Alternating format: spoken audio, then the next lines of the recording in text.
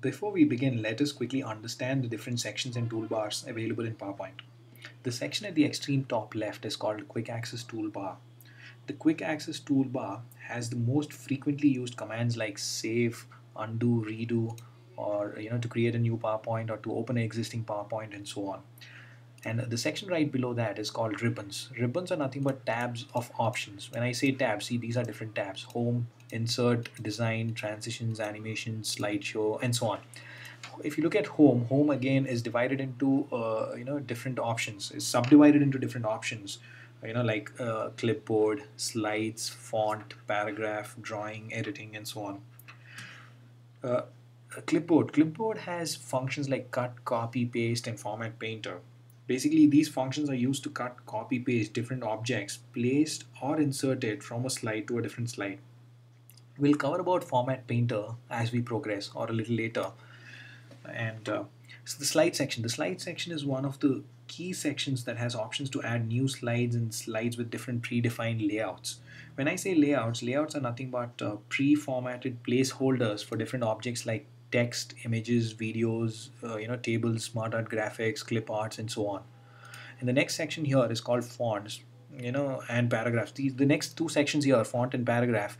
I think you must be aware. You're probably aware of this because Word and Excel have these two sections as well. Font section is been generally used to change the style of a particular font or the size of a particular font.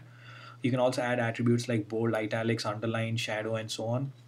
And paragraph section is where you can add bullets to a particular paragraph or numbering to a particular paragraph, or you can also align objects or text, as to the left or probably to the center or to the right, or you can also justify, or you can split your existing text into two columns or more using this column section. More about that a little later. Drawing section has options to add a text box, a line, an arrow, or different shapes, and you can also fill these shapes with different colors and outlines and so on. More about that a little later. An editing section is where you have options to find particular text from your slides, or you can always replace a particular text or a particular word from multiple slides.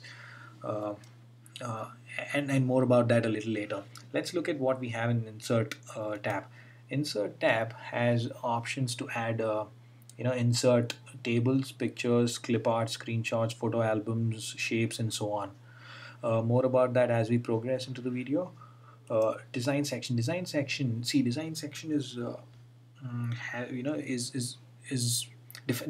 basically has different themes. So when I say themes, these are predefined uh, you know templates, which will help you change the background. In fact, these themes have different font styles and different colors and different effects embedded into each theme. So if you notice, as I place the cursor, you can actually see a small preview at the bottom. As in on the slide, see, as I place the cursor, you can see how that changes and how that looks basically. Say for example, see also, if you notice, as I keep moving, as I keep placing the cursor on different themes here, the text or the font style also changes. Yeah, more about using these themes a little later as we progress, and let's look at what's there in transitions. See, transitions are nothing but how should I tell you?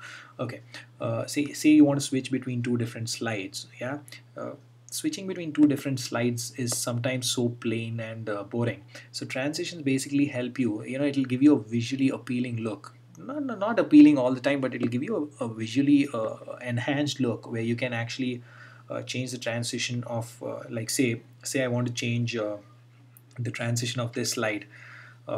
Instead of the boring plain transition, I change it to say blinds, and I change the second page to something called as probably ripple.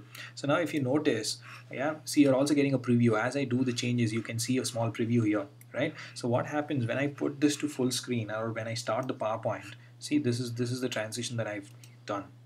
This is the transition I've chosen actually.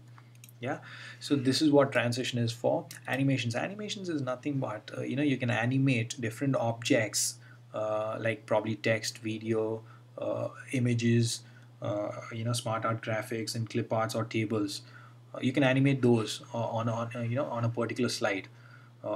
Yeah, and more about advanced animation and timing a little later. Slideshow has a set of options where you can actually start your slideshow from the beginning or from the current slide, uh, and so on. More about that a little later as we progress into the video. Coming back to the home tab basically has